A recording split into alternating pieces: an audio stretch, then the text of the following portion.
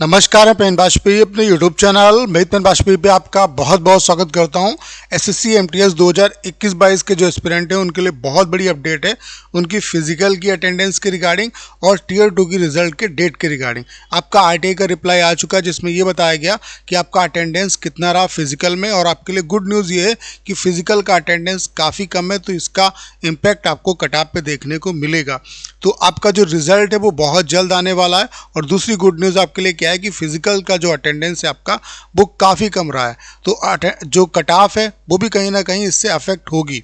तो उसके बारे में यहाँ पे हम बात करेंगे। तो चलिए मैं आपको आरटीआई का रिप्लाई दिखा देता हूँ। तो आप लोग देख पा रहे होंगे ये जो आरटीआई का रिप्लाई आया है वो आपका 19/12/2022 को आपका आया है।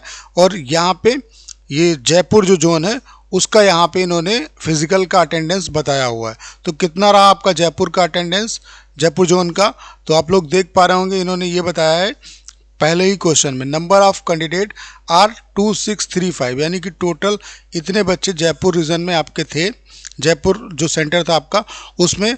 और उसमें से कितने बच्चे आपके अपीयर हुए, 1624 जो बच्चे हैं वो यहाँ पे chief commissioner CGST and central excise Jaipur zone का ये आपका अटेंडेंस है। तो 1624 बच्चे जो है वो अपीयर हुए 2635 में से। तो टोटल अगर अटेंडेंस की बात की जाए तो 6163% आपका अटेंडेंस रहा। तो काफ़ी कम रहा इस बार अटेंडेंस आपका। तो ये आपके लिए गुड न्यूज़ है, क्योंकि जितना अटेंडेंस कम होगा, जितने बच्चे स्किप करेंगे एग्ज़ाम को, तो उतना कहीं ना कहीं कटऑफ पे इम्पेक्ट पड़ेगा। तो आप लोग ये देख लेना कि हवलदार की जो कटऑफ है वैसे ही ऑलरेडी आपकी 85 के ऊपर ही है सभी की, ठीक है।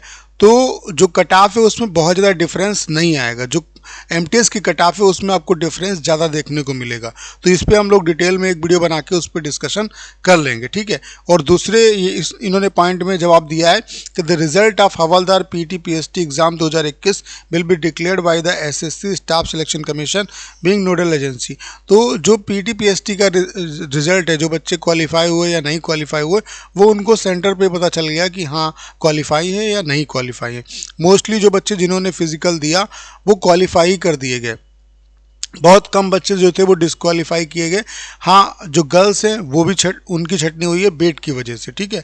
और जो बच्चे जो छटनी हुए हैं वो चेस्ट की वजह से छटनी हुए हैं। बाकी उनका जो परसेंटेज है वो बहुत कम है, यानी कि अगर आप देने गए फिजिकल तो नॉर्मली आप क्वालिफाई हैं। तो अभी सिर्फ हमारे पास जयपुर रीजन का रिप्लाई है कि फिजिकल का जो अटेंडेंस है वो कितना रहा। अदर रीजन का जैसे ही आरटीआई का रिप्लाई आएगा उसके बारे में आपको अपडेट दूंगा। अब बात कर लेते हैं कि टीयर 2 का जो रिजल्ट है वो कब तक आएगा। स्टूडेंट बहुत ज़्यादा परेशान है कि टीयर 2 का रिजल्ट अभी तक नहीं आया। तो ये आप मान के चलिए कि टीयर 2 का जो एग्ज़ाम है वो आपका 6 नवंबर को हुआ है, ठीक है। और डिस्क्रिप्टिव का एग्ज़ाम है, तो डिस्क्रिप्टिव के एग्ज़ाम में ये बात आपको समझनी चाहिए कि कॉपी आपकी चेक होती हैं, फिर आपके यूएफएम कॉपी में चेक होता है, फिर आपके मार्क्स जो हैं वो चढ़ाए जाते हैं, फिर कहीं ना कहीं ये जो प्रोसेस है वो लंबा होता है, तो इसमें टाइम लगता है। और कम से कम 2 से ढाई महीने का टाइम तो लगेगा ही लगेगा। एमटीएस 2020 का जो रिजल्ट था टीयर 2 का वो एसएससी के इतिहास में सबसे पहले आपका डिक्लेयर हुआ। तो ये मान के चलिए कि 2 से ढाई महीने का तो टाइम लगेगा ही लगेगा। तो 6 नवंबर को आपका टीयर 2 का एग्ज़ाम हुआ है, नवंबर दिसंबर, यानी कि जो रिज़ल्ट है आपका वो जनवरी में आपको देखने को मिलेगा। मे बी ये आपका मिड में भी आ जाए, यानी कि 15, 16, 17 तारीख में आ जाए, या ये भी हो सकता है कि लास्ट तक चला जाए, लेकिन जनवरी में आपका जो रिज़ल्ट है वो पब्लिश हो जाएगा। ये आपके लिए बहुत बड़ी अपडेट है।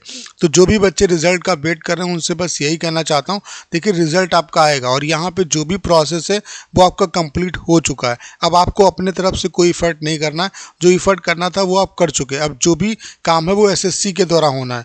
तो अगर यहाँ पर आपका अच्छा स्कोर नहीं आया है तो आपको परेशान होने की ज़रूरत नहीं है, यहाँ पे जो होना है वो हो चुका। बाकी सीजीएल आप दे चुके हैं, सीएचएसएल की वैकेंसी निकली हुई है, उस पर फोकस करिए। एमटीएस का भी आपकी वैकेंसी आने वाली है, तो अगली जो वैकेंसी है उन पे आप अपना टारगेट लगाइए, क्योंकि वहाँ पे आप और बेहतर कर सकते हैं। सीएचएसएल में आप फॉर्म अप्लाई कर दीजिए अगर आपने नहीं किया है। एमटीएस की जो अगला एमटीएस आने वाला है उसकी अच्छे तरीके से प्रिपरेशन करिए, तो हो सकता है आपको यहाँ पे और बेहतर अपॉर्चुनिटी मिले। तो अगर मार्क्स कम है तो आपको परेशान होने की ज़रूरत नहीं और इसमें टाइम ख़राब करने की भी ज़रूरत नहीं, जो यहाँ पे प्रोसेस होना है वो हो जाएगा। बाकी फाइनल जो कट ऑफ है वो कितनी किया जा सकती है, कितना क्या वेरिएशन आपका आ सकता है, उस पर बहुत जल्द डिटेल में वीडियो आएगा, तो बहुत जल्द वो वीडियो मैं पब्लिश करूंगा। तो यही छोटी सी इन्फॉर्मेशन थी जो मुझे आप लोगों तक शेयर करनी थी। आपको करना क्या है, इस वीडियो को ज़्यादा शेयर करना है। उसके अलावा अगर आप चैनल पर नए हैं और आपने अभी तक इसे सब्सक्राइब नहीं किया है तो प्लीज़ चैनल को सब्सक्राइब करना मत भूलिएगा।